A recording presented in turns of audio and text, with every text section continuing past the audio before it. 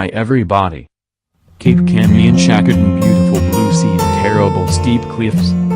Cape Kamui is a cape with steep cliff jutting out into the Sea of Japan from Shakotan Peninsula in Niseko Shakotan Kwasi National Park, and is one of three major tourist attractions together with Cape Hogorn and Shiimamri Coast in the Shakotan Peninsula. The Kamui means a god in Ainu language. The distance is around 1.5 kilometers away from a traffic gate along national route to the end of the road, and there are a public parking lot, a public restroom and a rest house named Kamui Banya.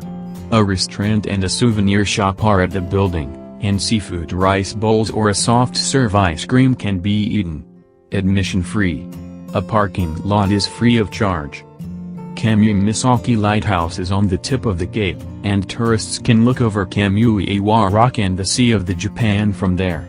A trail called Charinka Path with about 800 meters in total length is built at 80 meters above sea level from an entrance to the tip, but this is a considerably thrilling trail. It is a terrible trail for people with acrophobia, because the tourists can look over the whole Cape Kamui on a hill even if people do not go to the tip. People with acrophobia may be enough to enjoy a beautiful scenery on the hill. A ruin of former radio tower is built on the hill, too. See you again, thanks. I'm talking about the